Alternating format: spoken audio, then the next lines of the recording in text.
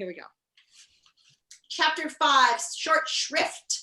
We have just gotten to the word market and everything is a mess. And all the people are having trouble talking and saying things like, look what you've done. Oh no, they say it backwards. Done what you've looked, and having problems. And then up comes the officer, short shrift, and he blows his whistle and he's accusing everyone of being guilty. All right, then he comes up to the humbug and says, you look suspicious. The humbug dropped his cane and nervously replied, let me assure you, sir, on my honor as a gentleman, that I was merely an innocent bystander minding my own business, enjoying the stimulating sights and sounds of the world of commerce, when this young lad, he says, pointing at Milo. Aha, interrupted Officer Shrift, making another, here's a picture of Milo and Officer Shrift, who's only 2 feet tall. He's very wide though. Cute, huh?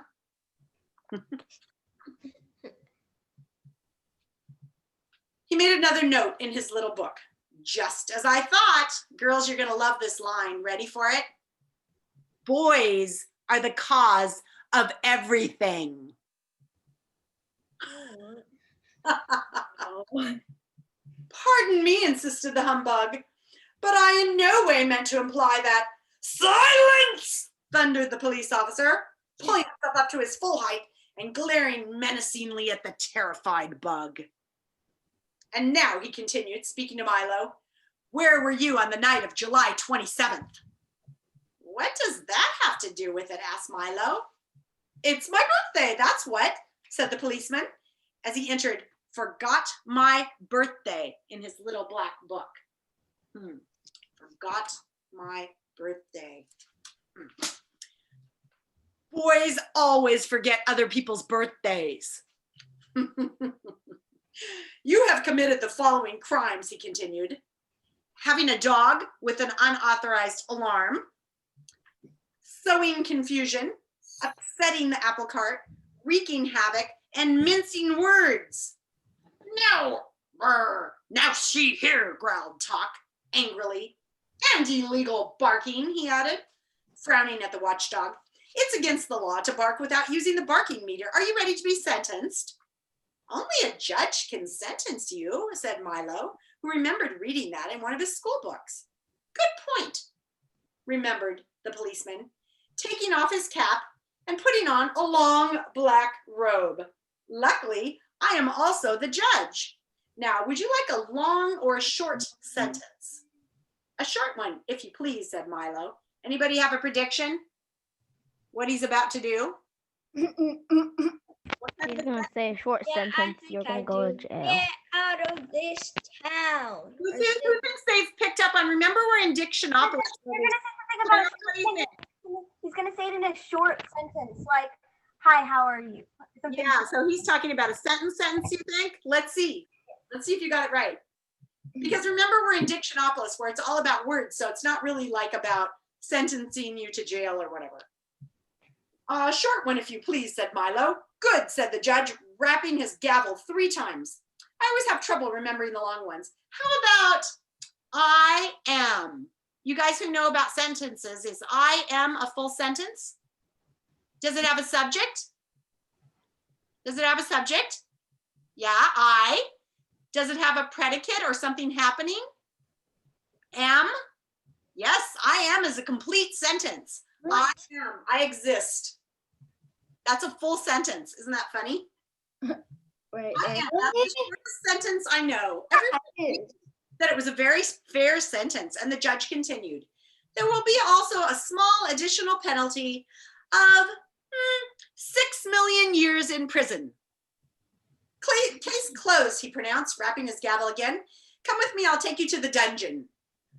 Only a jailer can put you in prison. What do you think's going to happen now?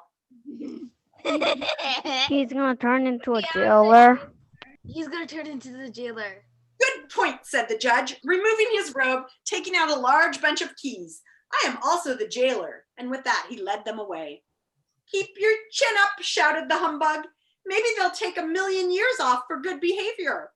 The heavy prison door swung back slowly, and Milo and Talk followed Officer Shrift down a long, dark corridor, lit only by an occasional flickering candle. Watch the steps, advised the policeman as they started down a steep, circular staircase.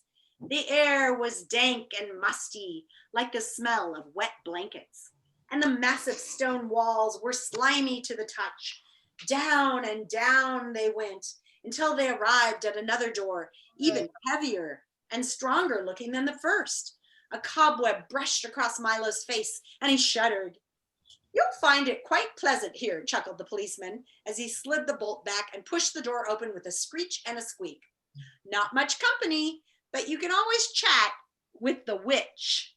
And here is what he put in here. Witch. That kind of witch. Okay. The witch, trembled Milo. "Yes, she's been here for a long time," he said, starting along another corridor. Here they are going down the steep, steep stairway. This is not anything what Milo thinks. In a few more minutes, they had gone through 3 other doors, across a narrow footbridge, down 2 more corridors, another stairway, and stood finally in front of a small cell door. "This is it," said the policeman. "All the comforts of home." The door opened and then shut, and Milo and Talk found themselves in a high vaulted cell with 2 tiny windows halfway up the wall. "See you in 6 million years," said Officer Shrift, and the sound of his footsteps grew fainter and fainter until it wasn't heard at all. "It looks serious, doesn't it, Talk?" said Milo very sadly.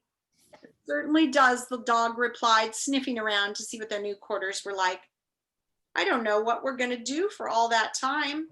We don't even have a checker set or a box of crayons." "Don't worry," growled Talk, raising one paw assuringly. "Something will turn up. Here, wind me, will you please? I'm beginning to run down." "You know something, Talk?" he said as he wound up the dog. "You can get in a lot of trouble mixing up words and just not knowing how to spell them. If we ever get out of here, I'm going to make sure to learn all about it." "A very commendable ambition, young man." Oh, wait, let me say that again. "A very commendable ambition, young man," said a small voice from across the cell. Milo looked up very surprised and noticed for the first time in the half light of the room, a pleasant looking old lady quietly knitting in a rocking chair. "Hello," he said. "How do you do?" she replied. "You'd better be very careful," Milo advised. "I understand there's a witch somewhere in here." "I am she," said the old lady casually, and pulled her shawl a little closer around her shoulders. Milo jumped back in fright and quickly grabbed Talk to make sure his alarm didn't go off, for he knew how much witches hated loud noises. Here's our little old lady. I don't know if you can see her very well, it's kind of dark. "Don't be frightened," she laughed. "I'm not a witch. I'm a witch." Now she spelled it like this. "Oh," said Milo, because he couldn't think of anything else to say. "I am faintly macabre." So here's her name if you'd like to keep track of it. Faintly macabre. "The not so wicked witch," she continued, "and I'm certainly not going to harm you." "What's a witch?" asked Milo, releasing Talk and stepping a little closer. "Well," said the old lady, just as a rat scurried over her foot, "I am the king's great aunt. For years and years, I was charged of choosing which words were to be used for which occasions, which ones to say and which ones not to say, which ones to write and which ones not to write. As you can well imagine, with all the thousands of words to choose from, it was a very important and responsible job. I was given the title of official witch, which made me very proud and happy. At first, I did my best to make sure that only the most proper and fitting words were used. Everything was said very clearly, and no words were wasted. I had signs posted all over the palace and marketplace, which said, and I like a lot of the quotes in this book are kind of fun. So this one is brevity, which means being short, like saying things in simple ways, is the soul of wit. And wit is like humor, kind of. So in other words, it's better to say short things. I see question marks on there. Does somebody have a question? I see some silliness in the chat. Do I need to shut it down? So I see, let's see where it started. Looks like it started with a lot of silliness. Wow, way back. You guys, I'm so disappointed. Started with Elijah with the smiley face, then Nora with a ton of smiley faces, then Elijah again, then Nora again, then Nora again, then Joseph, then Nora, then Elijah, then Zong, then Nora, then Elijah. So if I'm embarrassing you right now, I'm kind of doing it on purpose because you know better than to be silly in the chat. I'm going to try once more and let you guys not be silly. Joseph, we're not being silly in the chat. So let's see if we can be a little bit more responsible in the chat, please, people. Because I like to leave it on so that if you do have a response, you can do it and everybody can see it. But you need to make sure it's a serious response, not just a bunch of emoji. So brevity is the soul of wit. But power corrupts, and I soon grew miserly, and I chose fewer and fewer words, trying to keep as many of the words for myself as possible. I had new signs posted which said, "An ill-chosen word is the fool's messenger," meaning you shouldn't waste words. Soon sales began to fall off in the market. The people were afraid to buy as many words as before, and hard times came to the kingdom. But still I grew more and more miserly. Soon there were so few words to choose from, hardly anything could be said, and casual conversation became difficult. Again, I had new signs posted which said, "Speak fitly or be silent wisely." And finally, I had all the signs in the kingdom replaced with, here's what she wrote. And I usually put this sign up in my classroom when I'm reading this book for all the students. On a big sign, "Silence is golden," because you know how kids talk a lot in class at school. So that's usually my big sign on the board when we're reading this. All talk stopped. No words were sold. The market closed down. The people grew poor and sad. The king saw what had happened, and he became furious and sent me to the dungeon, where you see me now, an older and wiser woman. That was all many years ago, she continued, but they never appointed a new witch. And that explains why today people use as many words as they can and think themselves very wise for doing so. For always remember that while it is wrong to use too few, it is often far worse to use too many words. When she had finished, she sighed deeply, patted Milo gently on the shoulder, and began knitting once again. "And have you been down here ever since then?" asked Milo sympathetically. "Yes," she said sadly. "Most people have forgotten me entirely, or remembered me wrongly as a witch with a TCH, not a witch with a WHICH. But it matters not, she went on unhappily, for they are equally frightened of both." "I don't think you're frightening," said Milo, and Talk wagged his tail in agreement. "I thank you very much," said Faintly Macabre. "You may call me Auntie Faintly.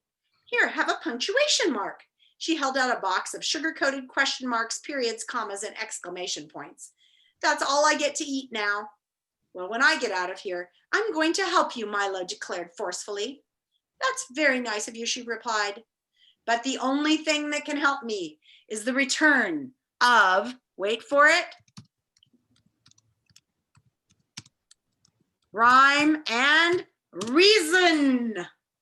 These are two new characters, Rhyme and Reason, so you're going to want to write them down. But that's another long story, and you may not want to hear it. "We would like to very much," woof, barked Talk. "We really would," agreed Milo. And as the witch rocked slowly back and forth, she told them this story.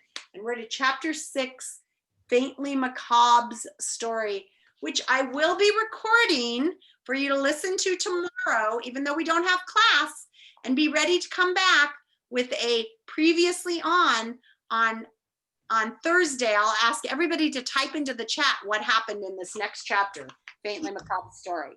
Okay? I'm going to stop our recording.